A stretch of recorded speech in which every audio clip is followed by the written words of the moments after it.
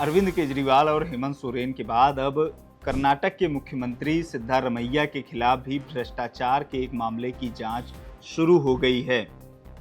कर्नाटक के राज्यपाल थावरचंद गहलोत ने कुछ शिकायतें आई थी उनके पास, राज्यपाल के पास, और उन्होंने ये आदेश दिया कि जो मुख्यमंत्री हैं सिद्धारमैया, उनके खिलाफ जो शिकायत आई उसकी जांच की जाए, बाकायदा एफआईआर दर्ज की जाए, मुकदमा दर्ज करके जांच शुरू की जाए।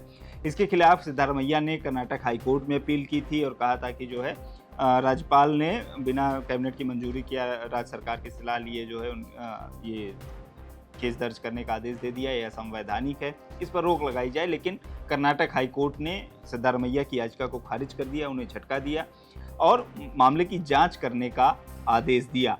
और जब कर्नाटक हाईकोर्ट से ये फैसला आया उसके बाद से लगातार जो मुख्यमंत्री हैं सिद्धारमैया, उनसे इस्तीफे की मांग हो रही है। जो भारतीय जनता पार्टी विपक्ष में है, लगातार उनसे इस्तीफे की मांग कर रही है और ये बात कह रही है कि जिस मुख्यमंत्री के खिलाफ घोटाले का आरोप है, भ्रष्टाचार का आरोप है, उसे कुर्सी पर बने रहने का कोई अधिकार नहीं, उनके खिलाफ जांच चल रही है।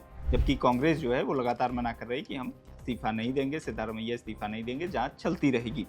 क्या है ये पूरा प्रकरण, क्या है ये घोटाला और क्यों सिद्धारमैया के खिलाफ जांच के आदेश दिए गए हैं, ये हम समझने की कोशिश करेंगे इस वीडियो में।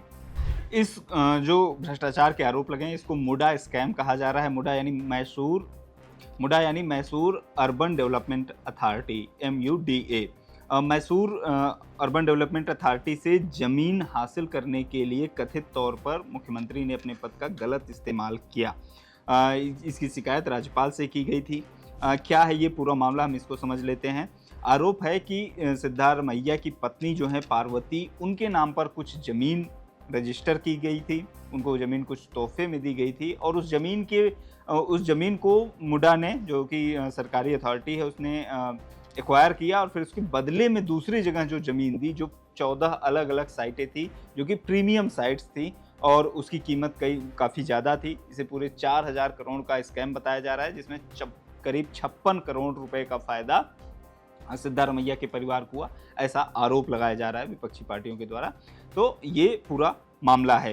अगर हम शुरू से बात करें तो जिस ज़मीन की बात हो रही है वो है केसारू गांव की 3.16 एकड़ का एक प्लॉट है। साल 2005 में इस ज़मीन को सिद्धारमैया के बहनोई मल्लिकार्जुन स्वामी देवराज को ट्रांसफ़र किया गया था। दावा है कि मल्लिकार्जुन स्वामी ने 2004 में सरकारी अफसरों और फर्जी डॉक्यूमेंट्स की मदद से इस ज़मीन को अवैध रूप से अपने नाम करवा लिया था, ये आरोप है।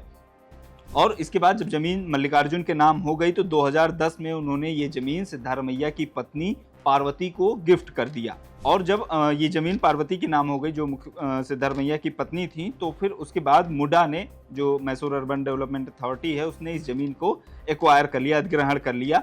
और ये स्कीम है कि जब 50-50 का स्कीम होता है, जैसे अगर आप 2 एकड़ ज़मीन लेते हैं तो बदले में 1 एकड़ ज़मीन दूसरी जगह देनी होती है। तो ये 50-50 स्कीम के तहत पार्वती ने आवेदन किया और मुडा ने उनको जो है दूसरी जगहों पर 14 अलग अलग साइट्स पर ज़मीन दी।